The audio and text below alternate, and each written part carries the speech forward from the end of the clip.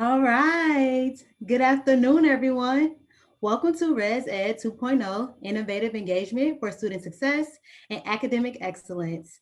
Live from the University of South Florida, my name is Aaliyah Deggs. I use she, her, hers pronouns, and I will be moderating our last session, our last webinar, Evaluation and Planning, Residential Education Assessment. I know there have been previous sessions where we talked about the importance and benefits of collecting data and assessment, and we will further that conversation today. I am so excited to introduce our panelists today.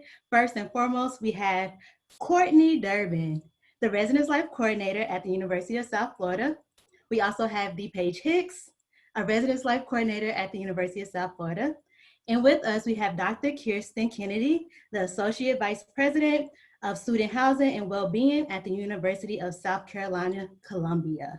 So as we navigate our new remote world together, we have a few housekeeping rules, and we will go over that really briefly. We will be recording and hosting the stream today, thanks to our friends at RoomPack. And we want to thank you all for being a part of our team and all of their contributions. Please use the chat function to ask questions, comment on anything you hear today, and share your knowledge as you may be an expert in our profession. The presenters will be reviewing the chat throughout the webinar. As time permits, we will answer questions below. Any verbal or chat comments will also be a part of the recording. And lastly, please keep your microphones on mute to reduce any background noise. So is everybody ready to begin? Perfect. So we're going to start off with our first question. What is the value of assessment within residential education? Well, I guess I'll start off with that. I want to start off with just a little story about how when I first came to the University of South Carolina, I learned that we were doing a lot of assessment.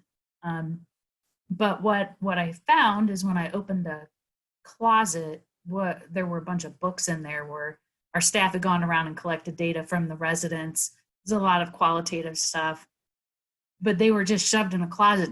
Books, I'm not getting boxes upon boxes of books that they had filled out so we had collected a lot of data, but there was nothing that we could do with it because it wasn't in a usable form. And so the value of assessment is knowing that what we're doing is making a difference and that it's getting us toward the goals that we want for the department and for our students. But it's also got to be usable data. It's not enough to have it. You've got to be able to get it back in time for people to make some changes in order to do those mid-course corrections. The other thing that I found was that when we did have assessment data, it came in October of the next year for the previous year, and so it didn't allow for any plans to be able to change and to change course in order to make the experience better for students. So, I mean, assessment really starts with having a good mission, vision, and goals. So Yogi Bear has a thing, if you don't know where you're going, you might not get there. And it's one of my favorites for assessment. I can go ahead and go next. Hi, everyone. My name is Paycheck. Say she or hers pronouns. I think those are some great points. And if anything, I would add that the value of assessment within Res Ed is that it allows you to make data-driven decisions, right? And so not only can you say with confidence that X, Y, and Z program, initiative, or goal is able to influence a student experience and also student learning, I think that it also helps with getting staff buy-in as well, right? Because assessment allows you to really tell your story at your institution, within your department, and share that out with others. And so when staff are able to see, okay, assessment tells my story, what is my role within assessment? It allows them to see that, wow, I'm able to really understand what my role is and how I can positively make change and suggestions within my own area. And if anything, I think it helps us with assessment, helps us with our students and our stakeholders, right? And so if anything, your students can learn like, okay, 40% or 80% of students that stayed on campus said that they were able to engage with a faculty member, right? So it helps with marketing and getting folks to stay with us, but also to really reach out to our stakeholders as well. Now, especially now during this this time with saying that our role within this department, this division, this institution is imperative, right? We're really helping with that out of classroom learning, and assessment is essentially like our receipts to show how.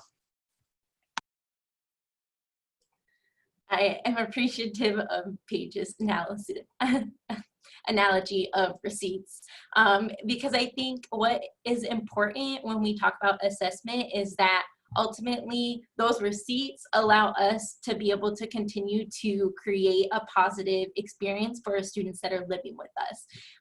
And as student affairs practitioners, we often talk about wanting to make sure that we are fostering high impact practices and making sure that what we're doing actually matters. And by doing that assessment, especially in a residential setting, we're able to say students who are living on campus are being retained at the university. And that is something that's huge, and that shows that our work matters, because especially right now and with COVID going on, we're going to have to be able to articulate that even more moving forward.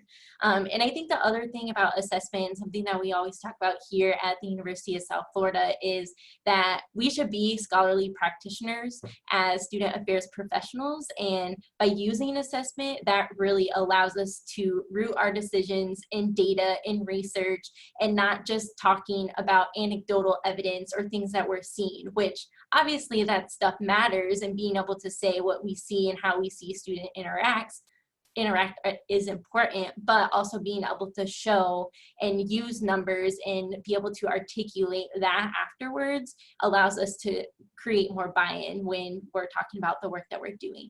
And then I think ultimately it allows us to have control over the narrative of what is residential education, what is our impact, and also who do we share that story with, and being able to communicate that with our residential students, our staff members that work within residential education, but also parents and families, like they care about these things too. And so being able to share our narrative and have ownership over what that narrative is also really important. Right, and from an institutional perspective, because I'm a couple layers up from you all, they want to know that there's value added in the residential experience. We're an expensive proposition when you look at the amount of staff that we have and how much all of that costs, including RAs. You've got to be able to articulate the return on investment. So it's not only that you're like, oh yeah, we're making data informed decisions. That's wonderful. But the institution wants to know, what value are we getting? And that shows through in retention to the institution and graduation, which are metrics by which the institution is judged. And you've got to have staff be able to make that connection between what they're doing all the way up to the upper levels to, yeah, we're impacting something that matters to the institution. One of the things I like to say is Marriott can run this a whole lot cheaper than we can. And if we can't demonstrate our worth, Marriott will be running our operations. So just to further emphasize Courtney's point. No, thank you for that. I think, Courtney, as you were speaking, I was literally writing down, share our story, share our narrative, and you said it right after, so thank you. I think you all brought up a great perspective of like buy-in. And so the following question is, how do you create a lens and culture of assessment as a entry-level professional? This is probably my biggest passion here since I've started at USF. I think it is important, first and foremost, to acknowledge that everyone has different experience when it comes to assessment. You're going to have graduate students who had coursework in assessment or who didn't have coursework. They might not have seen assessment in practice or really even been involved with it as a graduate assistant. So as we have those staff members transition into a new entry-level position, it's important to just acknowledge that not everyone's going to be in the same place. But there probably are going to be staff who get excited and who are passionate about data and about how it impacts our work. And so I think from a leadership perspective, how they can create this culture is really tapping into those entry-level professionals who are passionate and tap into those skills and their strengths. And so something that I've been really grateful for is here that Paige and I really have been a part of the movement to create this culture. And that's because we want to show that our work matters, but also we know that the two of us can't do it alone, and that we need our peers and all of the other coordinators here to also have buy-in too. And so if leadership can tap into those entry-level professionals and say, hey, I know that this is something you're excited about and you're passionate about, like, let's see what we can do, and then you let staff run with some of their passion projects, they're able to articulate and get that peer buy-in, which I think is really important. In allowing us to kind of make it more accessible. I think sometimes people think of assessment as this big, lofty, ominous cloud over people's heads, but it can be simple, small data that allows us to see who's living in our community or the residential GPA. And small data points like that also impact and influence our work. And so something that we've actually done here at the University of South Florida is create community snapshots. And this is something that can be easily done at any institution. You just take a roster and you pull that roster and you're able to create snapshots based on academic major, gender, start year for their academic term. And by using that, we were able to break that down for all 6,300 residential students here, but then also for each individual community. And if you reference the resource packet that I dropped in the chat earlier, there's a picture of how it went from an Excel sheet to a community snapshot. And I think that was something that we were able to show at training with our professional staff and say, here's what your community is going to look like in the fall. How can this help guide what you're doing as a residence life coordinator? How can you support your RAs and your community managers as they support students who are predominantly biology majors, or maybe you have that one liberal arts study who might feel alone and isolated, and how can you make sure that you're preparing your staff to work with that specific population? And so I think being able to create that buy-in and show staff how assessment matters to what they're doing is something that is really easy for us to be doing. I think that's great, Courtney. Something else I think about when I think about creating that lens of culture of assessment is that it has to be something that's valued top down, right? It needs to be something that's really permeated within the fabric of that department, that organization, that everyone values it and everyone sees their role inside of it, right? Assessment is essential to our work. And I think that the first place to start is to do this during training. Use data from prior years to inform how you show up, what are priorities for the year, how does that inform maybe your curriculum or programming approach. Something that I really enjoyed this year, that when we created the snapshots, as a coordinator, as an entry-level professional here, I'm able to take that snapshot along with our educational plan and think critically about how am I going to support our students. And so something that I did with my previous graduate student is that she created something called Walk-Up Wednesdays, where we were able to take that data and see, okay, so we have a lot of folks in this area that are Greek affiliated, because I work with our Greek village here, but also wanted to get engaged. And so we use this item called map chats. And for context, a map chat is a curricular tool that we use here at the University of South Florida that allows us to critically ask questions around some of our learning goals for curriculum in a very succinct way, right? And so it'll allow a student to really answer some of the questions we want to know, and then for us to gather feedback. And so from gathering that feedback, we saw a theme, and the theme was that folks wanted to get involved and engage with faculty members, they just didn't know how. And so now I'm able to show up critically for my students and say, okay, how do I get faculty members in my area? And so we were able this year to invite faculty fellows over to engage with our students, and they were able to ask questions around how do I talk to a faculty member? What do I do during office hours? How do I ask for like a letter of recommendation? Or how do I get someone to sponsor my research? And so that is a small way to really empower coordinators, entry-level professionals to really see a return on their investment, to be a knowledge holder of their community, right? And so when folks are able to not only see their value, they're able to make meaning of their story, of that data, so it can tell a story, and they can really create an experience for their students. I think also in terms of COVID right now, we're gonna have to think outside the box too, right? Because we can no longer put on 300, 400 person programs and say, okay, now fill out my end of session assessment. And so I think thinking outside of the box is going to be imperative right right now. And so what are some strategies that you can utilize now? So for our summer B population, one of our lesson plans involved using GroupMe, right? Because folks are already in our GroupMes and utilizing the polls. And then from collecting the information from the polls, RAs or our student staff members are able to create mini infographics and share that information with their supervisors, right? And so there's a lot of ways that we can really engage our entry-level folks in this work. It's just thinking outside of the box and figuring out how. I have yet a different view of all of this. So one of the things that I have been thinking about along my career is, first of all, leadership has to buy in, like they said. It also depends on what kinds of questions your leaders ask you. You come with a new project, one of my questions is, how do you know you even need this? What's your evidence to support that? Kind of going along the lines of a needs assessment. So one of the ways you get buy-in is that you know you're going to be asked that, so you better do your homework before you go into your supervisor to ask for resources in some way, shape, or form.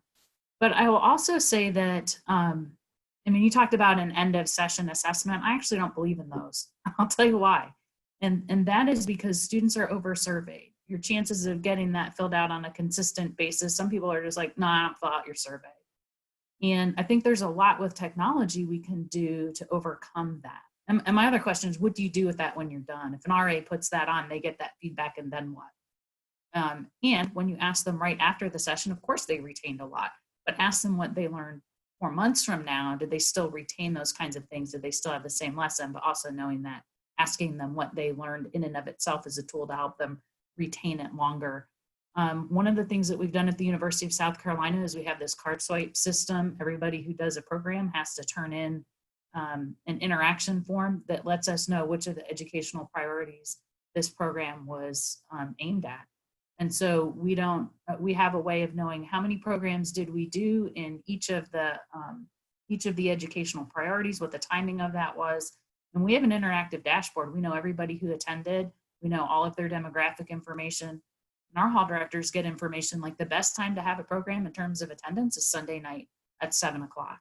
So if you have something really important to get out, that's the date and time that you do it. They can slice and dice it, and because it's all real time, you can check it every week and see how you're doing on programming. And it has really increased the buy-in because it's useful. And when they do their one-on-one conversations like you would do in a curricular approach, that's entered into a database, and they can theme that so that if homesickness comes up a lot, they can make sure that they do a program about homesickness. It's very responsive. And so I think you need to be able to close, we talk about closing the loop.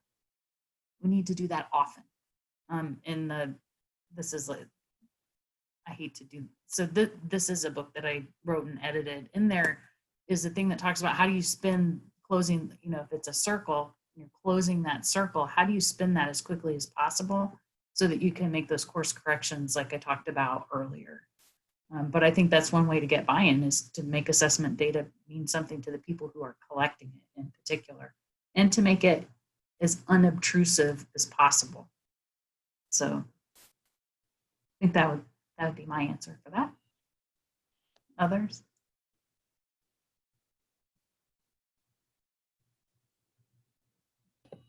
Sorry, you all gave a lot of great feedback. Thank you for that. Our next question will be, how do you effectively assess a residential curriculum or a programming model?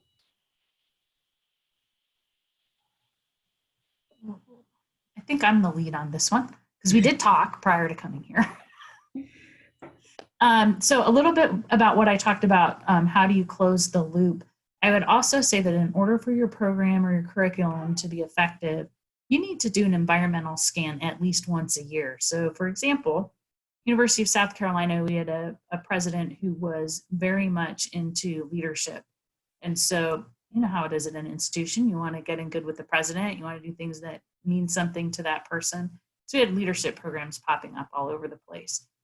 Well, we now have a 3-star general as our president, and he is very much into character and integrity and doing the right things. And so that's necessarily changing the program model for residents' life. So I would say to be effective, you have to be aligned with institutional priorities and institutional values. You also need to make sure that everything that you're doing maps back to the things you said were important. and what is the reason for that. So I have in the materials that you got is a map back. There are two parts to it. One is when you develop your curriculum reprogram model, you want to make sure that every activity maps back to something, and some of that has to do with timing, right? So I know at the beginning of the year, South Carolina, we're gonna have a ton of barbecues because it's gonna, not this year, but usually you're trying to get as many people to come so that they can get connected and meet people, and we give them t-shirts so that they can identify that they're all from the same community, all those kinds of things. So don't feel bad about spending money on t-shirts. I think that barbecue is a great way. But if you're having a barbecue in March, my question is, have you not done your job in community building? And in March, we're still having barbecues. So this whole notion of scaffolding, I think, is an important one.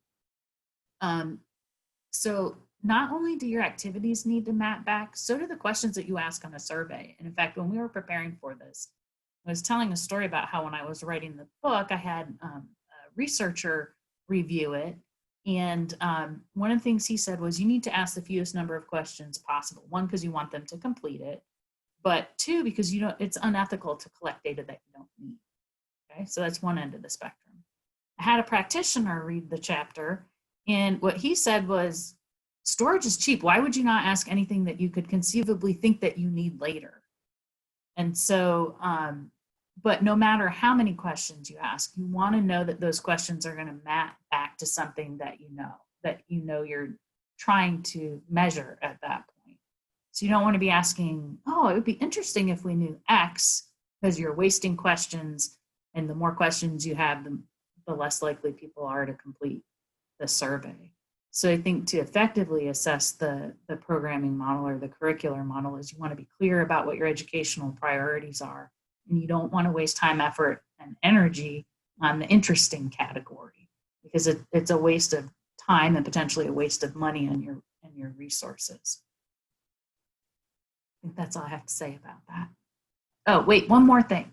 You start with the study that you can do, and with that, like the ideal study with everything you want to find out. And then that gets chipped away. Like, well, I'm not actually going to get a random sample. Okay, so I'm just going to take the people who will fill it out. And then, I can't ask this question because that would invade their privacy too much, or it could cause trauma, kinds of things. And you end up with the survey that you can do, knowing that it's not going to be perfect, but it's going to be enough to get at what you need to know to be able to report out about your effectiveness.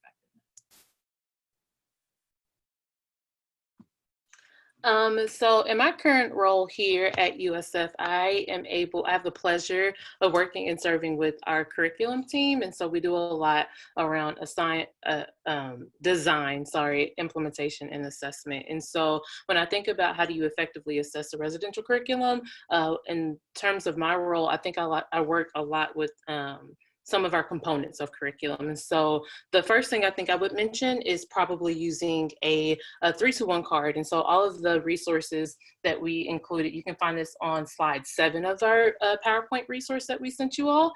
But a 3-to-1 card is something that's exit reflection. Is used a lot in K-12 education. It's an opportunity for a teacher to kind of assess comprehension and learning from their student, and also take that information and see what were areas of interest and possibly identify gap areas. And so we use 3-to-1 cards often after a community gathering, because of course they meet, and then after we want to see what did they learn. And so a 3-to-1 is essentially 3. So tell us 3 things that after attending this session or this program, what are 3 new things that you learned? 2 being, what are 2 new things that you would like to learn more about? And then 1, what is 1 question you still have about the material presented or the program or the presentation? And from there, we're able to do a little bit of data mining and understand our student experiences. And then we can maybe even do some course corrective action in the moment, and say, hey, it looks like we definitely met the mark here. Or it looks like we still have a little bit of growing and learning to do. So instead of maybe waiting to the next school year, what can we do now to add, right? And so we're not having to just wait. Another thing that we do is a 1-minute reflection card. And so that's the one all the way on the left on the slide, on slide 7. And a reflection card is used a lot by faculty and professors. And so it is a rapid response tool. Essentially, in 1 minute or less, tell me what you learned from this event. It doesn't require a lot of probing from the facilitator, but it allows someone to really, truly understand in this session that they just did with us in this PowerPoint or presentation, what did they learn, right? And you're able to kind of quantify that yourself to see what are students taking away from that session.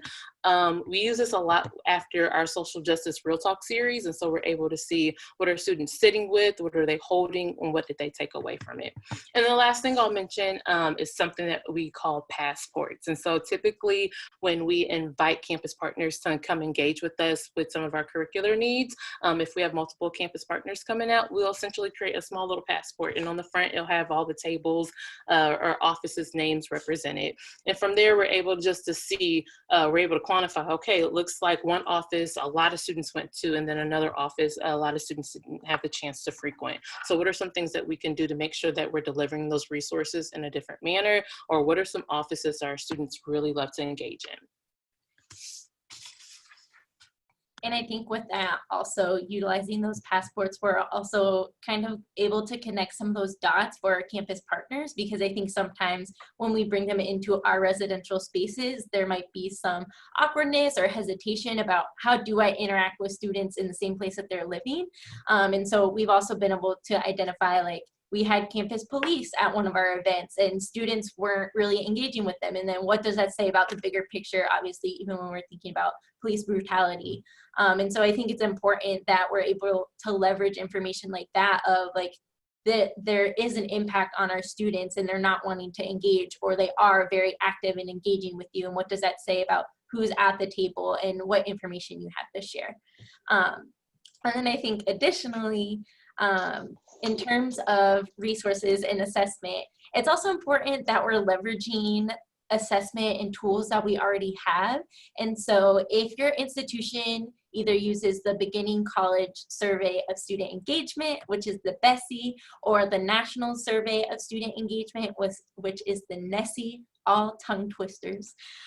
Those are two really good resources to be able to leverage to prepare for your residential population. And for us at the University of South Florida, our Office of Academic Advocacy holds the responses to both of those surveys. And before the academic year starts, we will probe through what questions were asked on the BESI, and then we will pick out maybe 4 to 5 questions that we want to know how our residential students responded to them.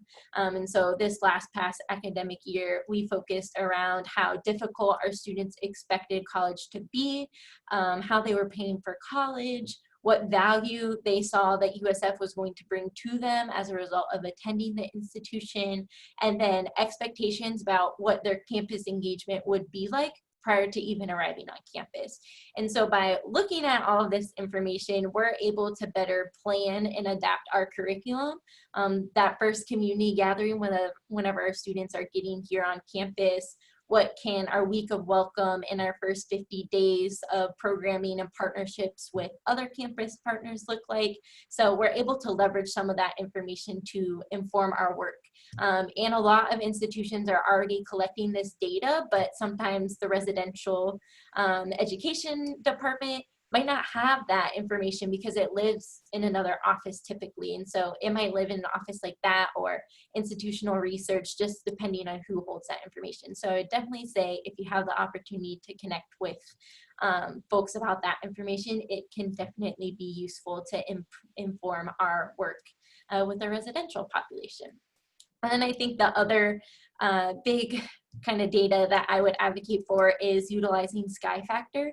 A lot of institutions are using Sky Factor to really understand effectiveness and what are we doing well, and how are our students experiencing different components of their learning as well as their satisfaction. And so residential education will look at that, and we've been able to identify because Sky Factor really does the work for us, it's just us reviewing the information that we get from Sky Factor, we're able to easily pinpoint that our students really have a difficult time with their personal interactions, especially when it comes to conflict management, which who would have guessed that?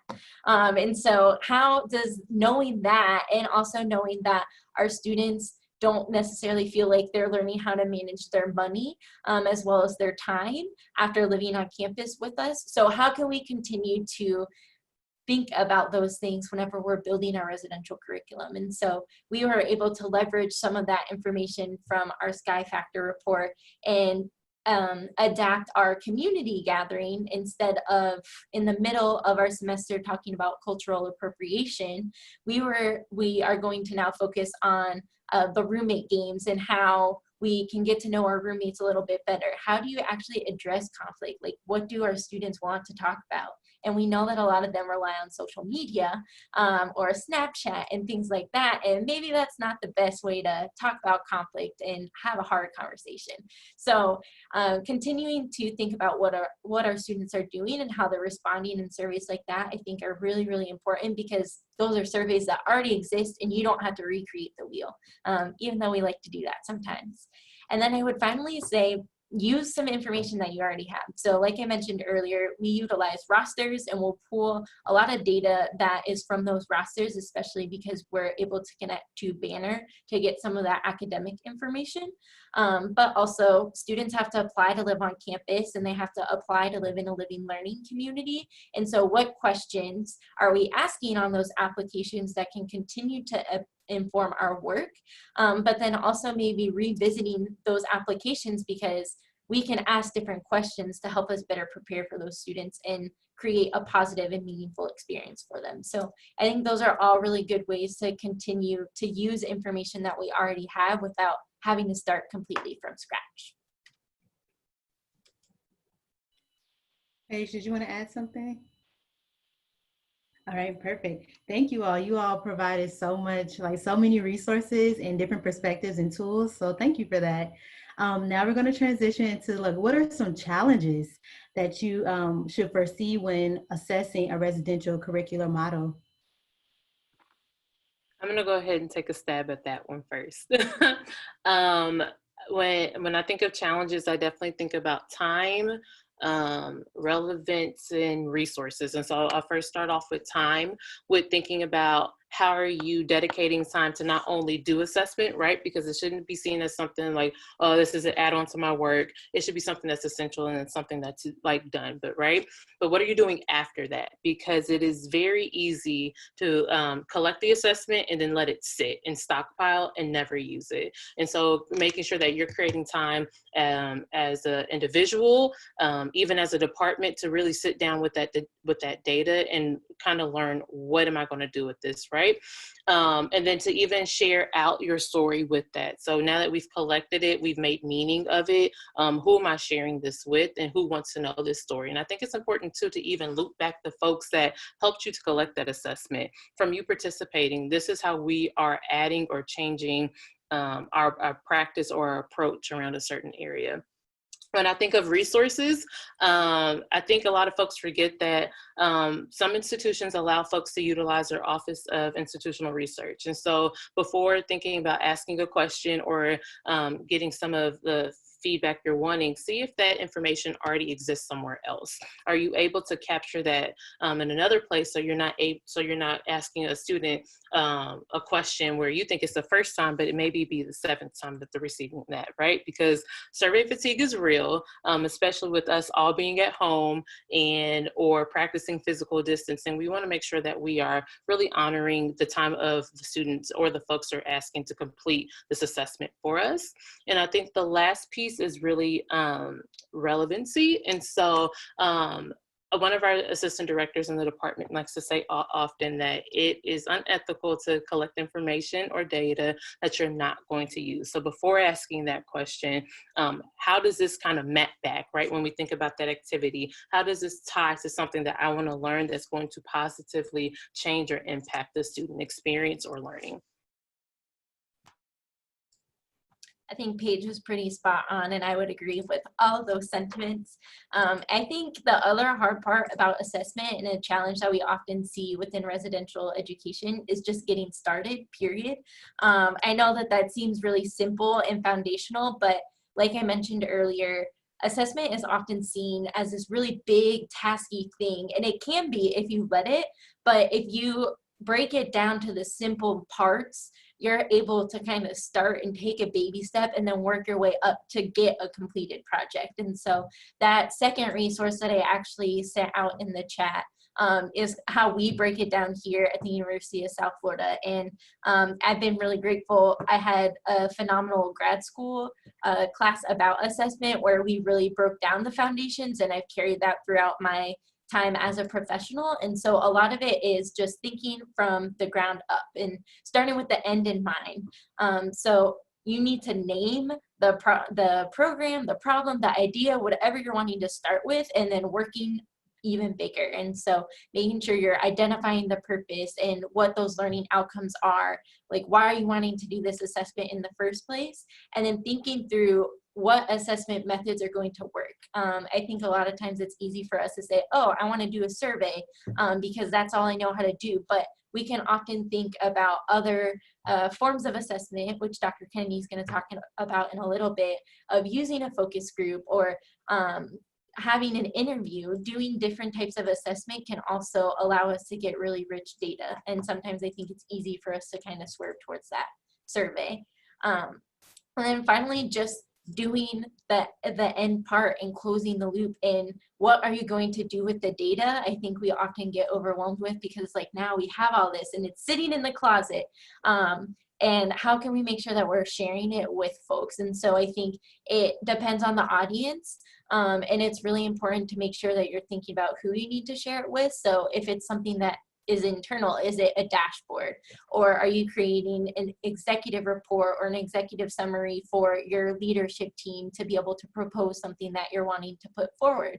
If you're sharing it out with people who aren't familiar with residential education language, are you creating an infographic or something that is really easy and visual, so that way they can still see the data, but it looks different and it's more digestible for them? So hopefully, Julie, that answers your question too, and I tried to tie that in there as well. Julie, I can address your question as well. One of the things at the University of South Carolina, we have 7 faculty-led living learning communities. They actually get release time from the provost to work half of their time in the residential learning community. And so one of the pieces of data we were able to take was one of the things we wanted to know is how soon does a student feel like they're a part of the university community? And it's reflective for sure. We asked them several points, but one of the things we learned was that people in one of those faculty-led living learning communities feel a part of the university community much sooner than students who aren't in them. And so when you talk about when you give a faculty member release time, what that really means is you have to hire somebody else to teach their class, and that costs the department money. And so in order to be able to show that there was value to that release, that giving that release time, when you tie back, when do you feel a part of the community, to belongingness, to retention, and then you look at retention data that says the same thing, that's a really powerful statement. So not necessarily about student learning, but about outcomes from programs that we have, especially when it goes back to funding. And you hear me say that a lot, but honest to goodness, that right now, when people are giving back room refunds and those kinds of things, continuing a program that some might think is nice but not necessary, that's important stuff right now. I guess I'll just keep going, because I think one of the things that Courtney alluded to is that we're really focusing on learning outcomes now. If you go to slide 8 in what was sent out, that just gives a summary of the different kinds.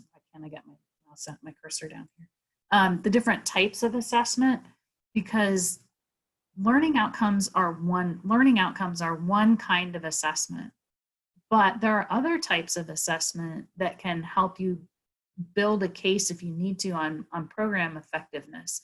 So program effectiveness is one, and we talked about that earlier, but I don't know if you've, Karen Inglis's book, Living Learning Communities That Work, have the best practices model. And let me see if I can find the pyramid here.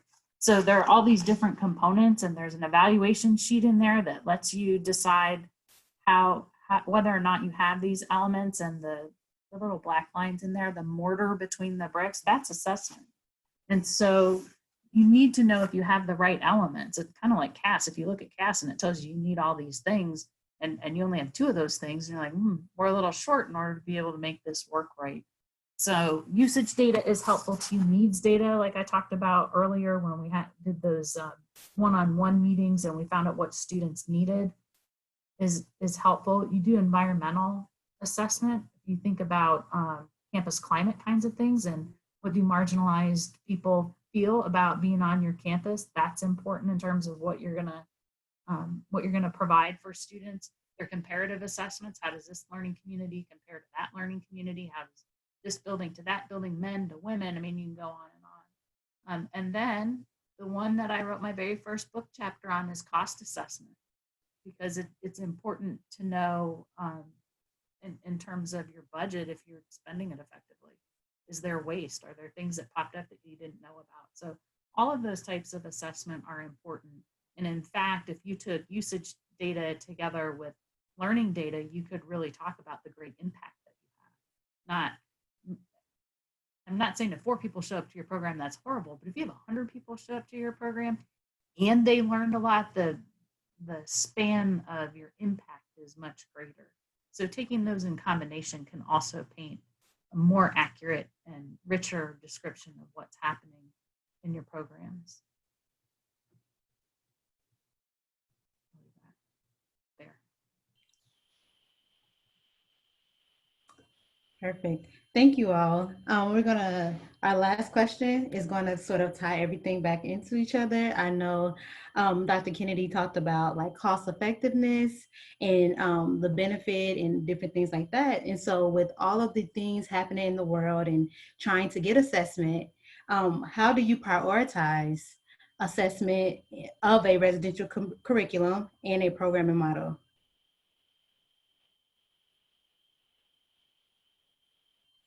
All right, if you guys aren't jumping in, I am, because I'm pretty passionate about this. You can't afford not to do it.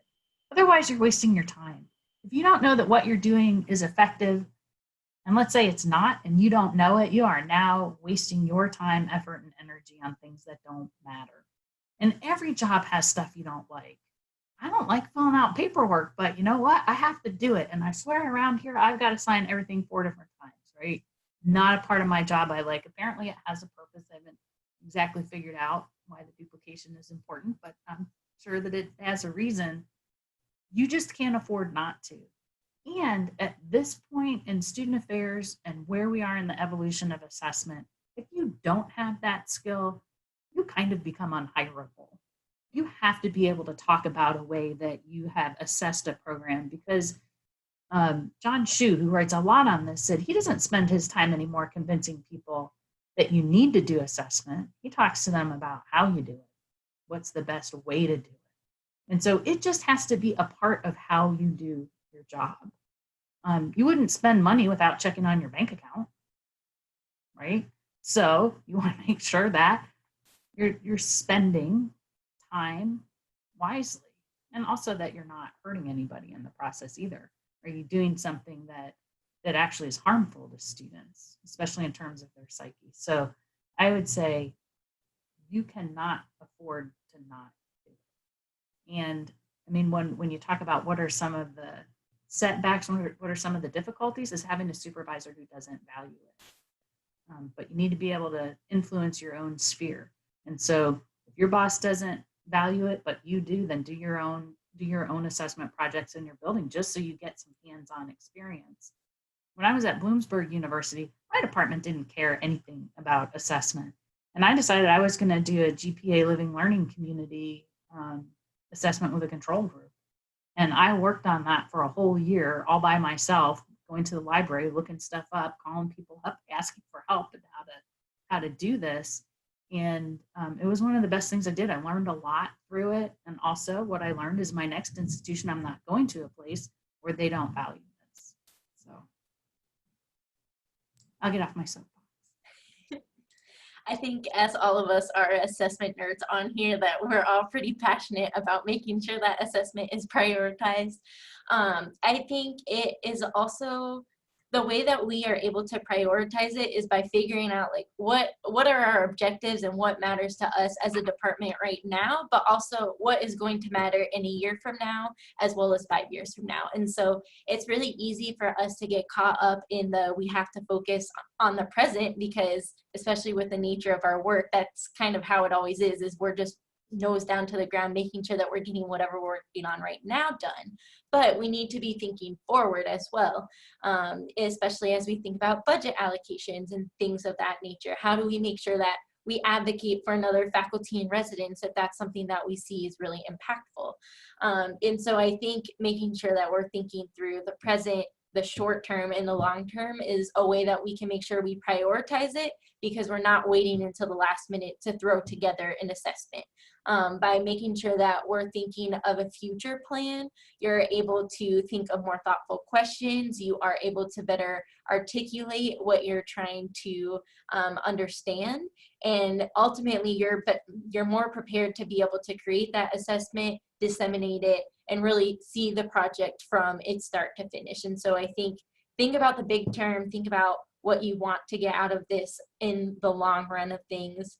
And especially as entry-level professionals, it might be difficult for us to be able to kind of see that, especially when we're in an entry-level coordinator job. We might be at an institution from 2 to 3 years, but even thinking about your community is still going to be standing, and there's a legacy that you'll leave behind. And so what do you want that legacy to be? Is it one that you were able to create a tradition in your community that was centered around academic excellence because that's the need that is with your community? And so thinking about it from that wow, words are hard today. From that standpoint, I think is also really important.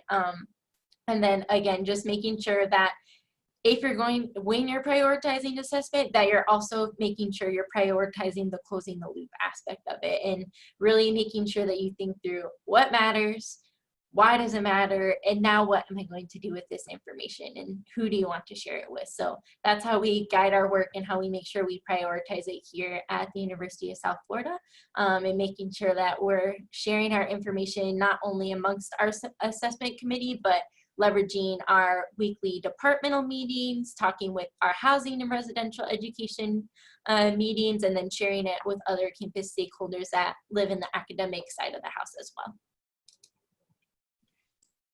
Courtney, that was great. I would say all that times 100. And if I was to add anything, I think it's important that you're really able to practice aspects of like backwards design thinking, right? Starting with the end in mind. I think it's going to really help you fortify how to prioritize and what is needed right now, what can maybe wait till later, and if this is even a priority. And so when you start to include some of that into your thinking, into what is needed, it's going to be a little bit more helpful. If anything else, I would say set deadlines. I think, again, it's really easy to push off assessment work and think that it is not needed in the moment, but it is. And also get others involved. And so I think that it's everyone's responsibility to have a stake in assessment and sharing our story. I do think it is also helpful to have someone there too to say, hey, I need this, where are we at with this? And so someone is able to really weave together in theme everything that is coming in from the department and share it out with others. So that's my answer. Thank you, Paige. You did a great job of incorporating answer to a question that we have in our chat. Who do you believe should be the architects and gatekeepers of managing all things assessment? Does anyone have anything else to add to that question? Yeah, I do. Perfect. One of the things that happens when you get good data is other people want access to it. And you need to set up some really clear policies internally about who you'll share that data with, especially if it contains some kind of sensitive information, which here are one-on-one conversations because they're documented to be able to theme in terms of a qualitative way. And we check on that. If we have a missing student, we're like, oh no, we better go back and check that data and see were there any warning signs that we missed or any clues about where that student might be. But what if athletics calls and says, I want to know what's going on with my football players? Are you going to give that data up? And so it's important to set those guidelines up ahead of time. Who can have access to that data and for what reasons? And I think that kind of speaks to the gatekeeper piece. Around here we have, if you complete a survey and they say it's anonymous, there's always a way to map that back to the email address and eventually find out who that is. And I don't like, well, now that I just told you all that's possible, but I don't like that to be common knowledge, because I don't want students to know that that is possible, but we've set up policies about we won't do that. We're not going to map anonymous things back to an email address, even though we can ethically. It's not the right thing to do. Thank you. We have another, oh, so go ahead, Courtney. Oh, I was just gonna add, in terms of architects, I think it's also important that there is a group of people and it's not just one person holding the assessment. I think it is important, and obviously it depends from institution and people power and all those different things. But I think if you're able to form a committee, a task force of 2 to 3 people, even 3 is ideal, but if 2 is all you got, then you'll make it work with 2. But making sure that assessment is a part of the larger conversation, and having a committee or a task force that really spends a weekly, a bi-weekly meeting time to have those conversations around assessment and to work on those projects. Because if you don't create that space for it in your everyday work or on a weekly basis, then it's never going to be a priority and it's not going to happen. Thank you. Oh, we have another question in our chat about like, what are some resources that you all would recommend as far as like assessment and different things like that? All right, well, I already put it out there. I have a book, so if you like what I said, I guess buy the book. It's $35 from Akuoi. If you don't like what I said, there's lots of other really good resources too. It's just that mine focuses particularly on residence life assessment, and it's got things in there about data ethics and building an assessment culture, methods, which is, we haven't touched at all upon that, but assessment is not research light. Assessment is for a different purpose. Research is to try to extend the knowledge in the field, the knowledge base, and assessment is try to improve practice and inform policy. And so anyway, what happens is, especially if you're interacting with faculty, is that they don't like the results, they're going to attack your methods. So you better be solid on it. And there's a chapter in here that Sherry Woosley from Sky Factor wrote along with Matt. I never say his last name right. It starts with a V and has lots of A's in it. Vanis, I don't know. Anyway, and they wrote a wonderful chapter on that and how do you select the right method depending on what your question is. And we didn't get to it yet, but you also thinking about who's the audience going to be for this. If you're writing a larger report, and how do they best receive information? Some people only want to know the numbers and think that qualitative isn't really research, and the words that you gather aren't data.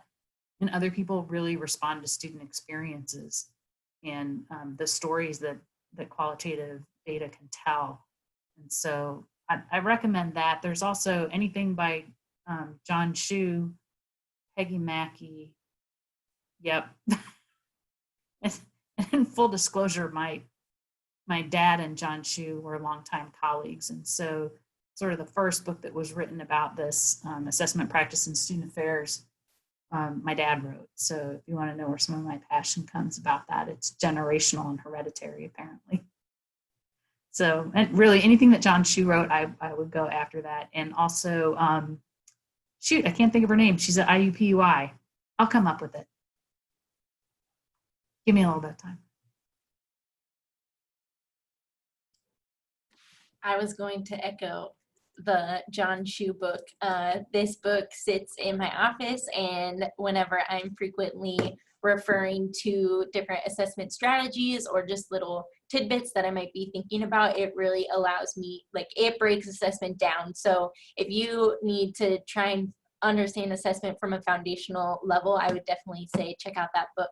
And I put it in the chat, so if you need to refer to it later, feel free. But it gives a lot of really great examples of how you can practically use assessment, what other institutions have done, and then you're able to kind of navigate it and use it at your own institution with whatever assessment you're doing there. And then the other great resource that I know I plug Sky Factor a lot. That's kind of been my big project since I've been here. But I have been able to attend some of their sessions when I attended a Kuhoi last summer.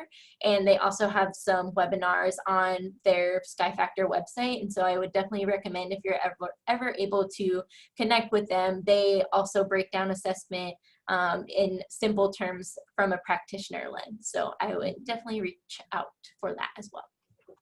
Hawaii has a certificate program on assessment. So it's a little pricey, but that's a good one as well. I'll also quickly share that I think there are also a lot of free resources online as well. And so feel free to Google some of those. I recently just got done taking a curricular assessment, like how do you develop, design, and implement curriculum assessment. And that was a free, like 4 to 5 week session put on by an individual at the University of Colorado Boulder and A&M. And I learned a lot. Also, websites like Student Affairs, assessment.org, I found some great items off of there as well. So getting connected to colleagues and also other free resources can be helpful and beneficial as well. Thank you all for providing those resources for us and giving us a lot of knowledge today. Do you all have any final words before we conclude our webinar today? I know someone asked if they could have emails of the panelists. So if you want to reach out or need anything, want to talk about assessment and nerd it up, feel free to reach out and we'll drop our emails below. The webinar is also recorded and will be on the website. Thanks, Aaliyah. You rock. I got you. Trudy Banta, that's the other one. I knew it would come to me. That's a great point. I guess my parting words would be, don't be afraid of it. Start out small, do the things you're comfortable with. For a lot of student affairs people, it's talking with students. It's more than talking with students, then it's making sure that you record it in some way, either in notes afterwards, but then being able to produce some results from that. So it's not just talking with a few students and say, I conducted an assessment and here's what I found. It goes back to that methods thing. And then you can grow into the things that you're not as familiar with. I was on a panel for ACPA many years ago, and one of the statements I made then, I think still stands, which is, I've never reached out to a student affairs professional and asked for help and been told no. We have a very kind and caring profession, and hopefully that's extended to our colleagues as well as to students. So if you need something, reach out and ask someone.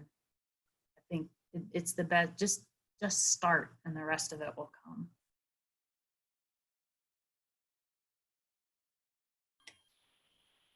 All righty. Thank you all for being here again and sharing your knowledge. Thank you to all of our attendees today. We really, really appreciate you all being here. Thank you to RoomPact for setting this whole thing up and helping us disseminate all of our worksheets and information today.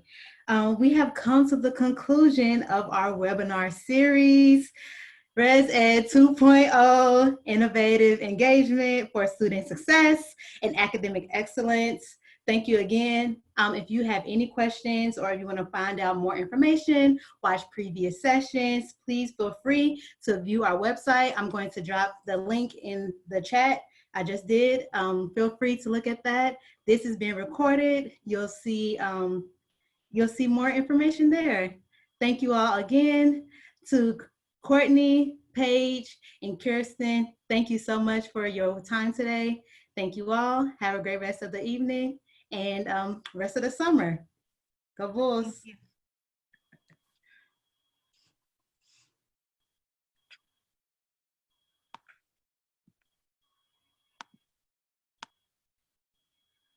The University of South Florida and RoomPact presents Res Ed 2.0, Innovative engagement for student success and academic excellence.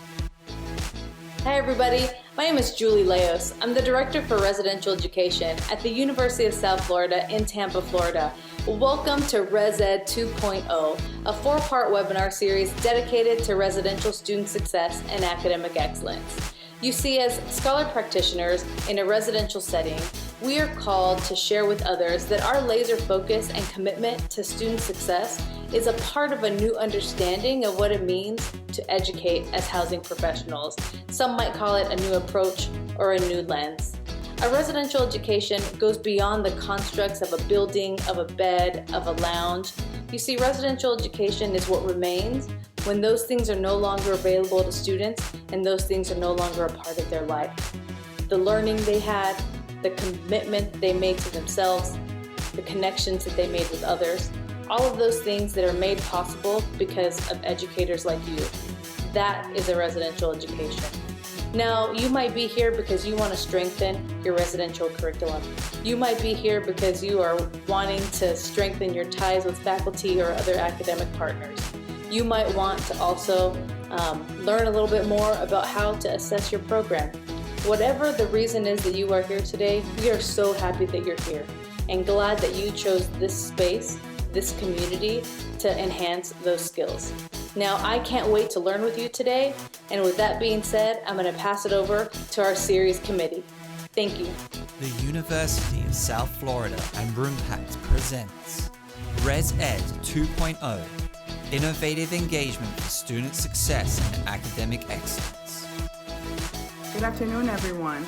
Welcome to Res Ed 2.0, Innovative Engagement for Student Success and Academic Excellence, live from the University of South Florida. We are so glad you are able to join us virtually as we all navigate this new remote world together. Now more than ever, our role as educators is so important.